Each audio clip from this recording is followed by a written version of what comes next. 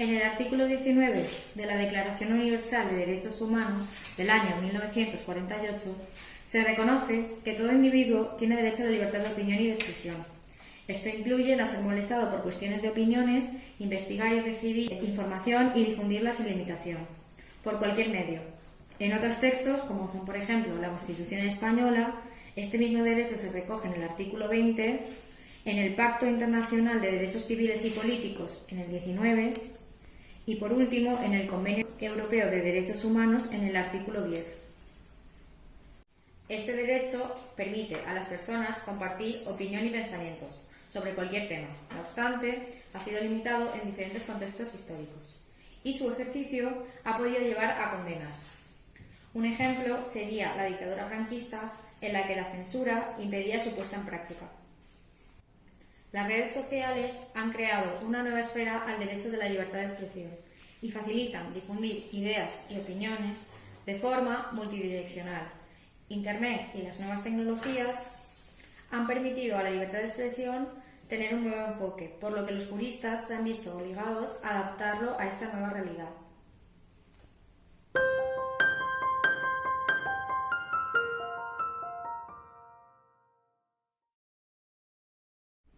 Ningún derecho fundamental tiene un carácter absoluto, sino que se encuentra sometido a limitaciones, precisamente por el hecho de entrar en colisión con otros derechos fundamentales, como el derecho a la dignidad, a la intimidad, al honor y al olvido.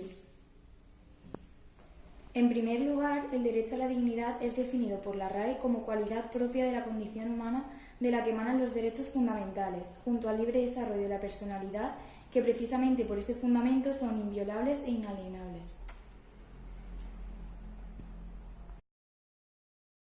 En segundo lugar, el derecho a la intimidad hace referencia al respeto del espacio personal y privado. Por ejemplo, la Constitución española reconoce que el domicilio es inviolable, de lo contrario, atentaría contra este derecho. El derecho al honor recoge todos aquellos aspectos relacionados con la reputación y la propia imagen de cada persona. Por último, el derecho al olvido implica hacer que se borre la información sobre los individuos después de un periodo de tiempo determinado. Como conclusión, el Estado tiene el poder de limitar el uso de la informática para garantizar estos derechos.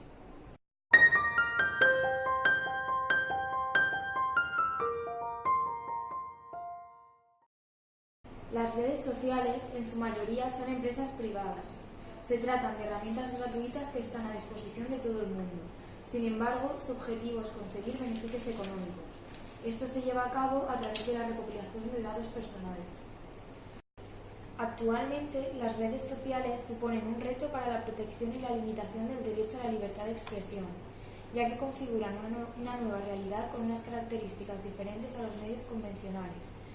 Además, se suman nuevos peligros como el fácil acceso a las nuevas tecnologías, ya que éstas llegan a ser utilizadas por todo el mundo, permitiendo la difusión de información falsa y que tienen como única barrera la credibilidad que les otorga el resto.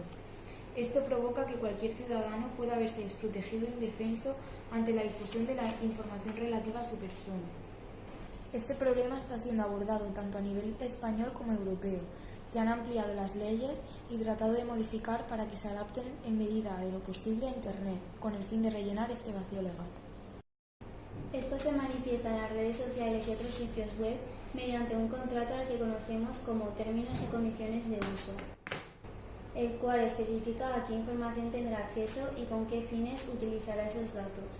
Sin embargo, el problema radica muchas veces en el incumplimiento de la normativa por parte de los propios usuarios, difundiendo contenidos de carácter personal sin el consentimiento de la persona.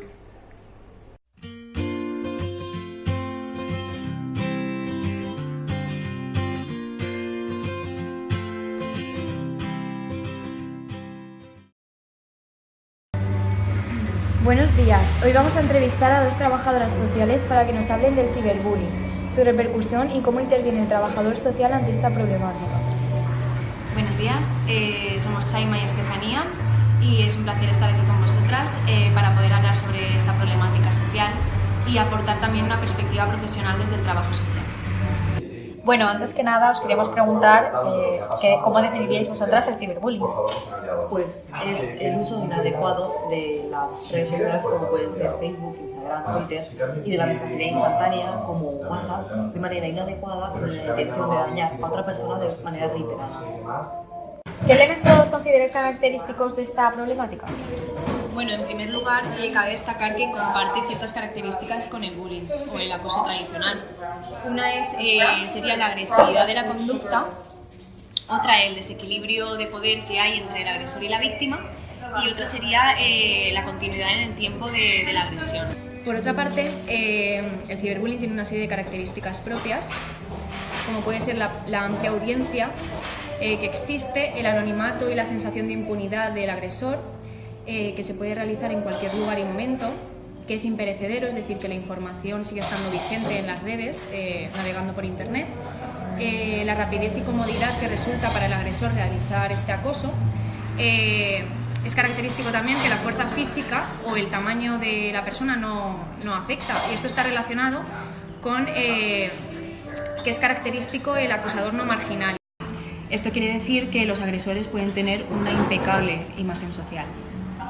De esta manera se puede decir que el daño emocional del ciberbullying es incluso mayor que el del bullying o acoso tradicional, ya que la manera de llevar a cabo la agresión no se limita solo al ambiente escolar, sino que el acoso sigue durante todo el día en la intimidad de la casa de la víctima. Así pues, se puede decir que en muchos casos el bullying es seguido de ciberbullying, siendo así como una prolongación de la agresión en un terreno más amplio. Asimismo, hay varias formas de ciberacoso, como es los insultos, el hostigamiento, la denigración de la persona, suplantación de la identidad, desvelamiento de información personal de la víctima, la exclusión y el aislamiento de esta, la ciberpersecución y la difusión de agresiones físicas. ¿A quién afecta esta situación y qué consecuencias tiene? Bueno, el principal problema del ciberbullying es que es debido a la invisibilidad, porque la víctima sufre en silencio todo este acoso y no se lo cuenta a nadie en un principio, entonces es muy difícil darle visibilidad a todo esto. Luego además las consecuencias son graves, ya que es un fenómeno que afecta también de manera transversal al resto de espacios de relación o de socialización de las víctimas, como pueden ser familia, amigos, compañeros de clase, etc. Además también entraña un grave problema para el desarrollo mental y social de esta víctima. En los compañeros que participan o que visualizan este tipo de agresión, las consecuencias pueden ser pues, el miedo a ser el siguiente, y además fomenta la falta de sensibilidad y de solidaridad. En el contexto institucional dificulta el logro de la mayoría de los objetivos que se plantean de aprendizaje y de transmisión de valores. Y por último, en el resto de la sociedad lo que provoca es que reproduce un modelo de organización social que está caracterizado por el dominio y la sumisión, que representa, digamos, todo lo contrario al modelo democrático de igualdad, que es lo que se pretende fomentar. Bueno, pues ahora me gustaría plantearos un caso que en su día fue mediático y que explica cómo unas jóvenes de 16 años de la provincia de Pontevedra fueron detenidas por ejercer acoso escolar, que se acabó trasladando a las redes y incluía tanto el maltrato físico como virtual, ya que subían fotos de su compañera cambiándose tras la clase de gimnasia. La detención de estas compañeras se produjo después de que los padres denunciaran lo ocurrido y mi pregunta sería ¿cuál sería la manera de intervenir ante una situación similar? Hasta ahora la intervención ha sido de un enfoque individual y no se ha tenido en cuenta todos los factores del contexto social. Sin embargo, el ciberbullying es una problemática multidimensional y los trabajadores sociales pueden dar respuesta y abordar esta problemática desde un modo diferente, es decir, apoyando a la víctima y a los demás actores en la resolución del problema. El trabajador social tiene que analizar todas las necesidades que existen y los datos para poder elaborar un programa de intervención social. Para conseguir el éxito en la resolución del problema, el trabajador social tiene que transmitir confianza y empatía en todos los momentos. La intervención de los trabajadores sociales ante esta problemática se puede realizar desde dos ejes. En primer lugar, lo que se denomina el modelo sistémico, tiene en cuenta tanto el ámbito familiar como el ámbito de amistades y, por supuesto, la víctima. Y, por lo tanto, se debe realizar, digamos, una intervención de manera simultánea para que la resolución del conflicto sea correcta. Por otro lado, el modelo terapéutico individual, que también es importante, por supuesto, trabajar a nivel individual para conseguir que las víctimas tomen conciencia de que no son merecedoras de ese acoso ni son culpables de él. También es importante desactivar emocionalmente a la víctima para mantener la calma necesaria y finalmente evitar que se encaren agresivamente con los acosadores. Se pueden resumir en 4 fases. Primero, la detección, que es la más importante pero a la vez la más complicada debido a la invisibilidad de esta problemática. Sobre todo la obtención de información preliminar sobre el contexto en el que se envuelve la víctima, en el que se producen las agresiones y sobre todo también la identificación del posible agresor. Luego, en segundo lugar, se valora el caso y se investiga haciendo las primeras propuestas de actuación. Después, en tercer lugar, el plan de actuación y en cuarto lugar se realiza una evaluación para saber si el plan ha salido como se esperaba. Todo esto cabe destacar que un menor se convierte en agresor cuando su proceso de socialización no ha sido el adecuado. Es a través de las familias donde se adquieren los primeros modelos de comportamiento. Por esto, no hay que echarle toda la culpa al sistema educativo, ya que las familias tienen un papel muy importante en la socialización del menor. Es decir, los menores adquieren los valores de empatía, confianza, tolerancia hacia los demás. El trabajador social servirá como de puente entre las distintas instituciones que existen en el contexto del menor, en este caso, realizando así funciones de acompañamiento social y apoyo durante todo el proceso a la víctima y a su familia o a las personas implicadas, desde una perspectiva siempre humana y coordinada también con otras instituciones y recursos, como puede ser, por ejemplo, la unidad de salud mental del hospital, el de pediatría, los centros educativos, siempre teniendo como objetivo fundamental que la persona deje de ser acosada.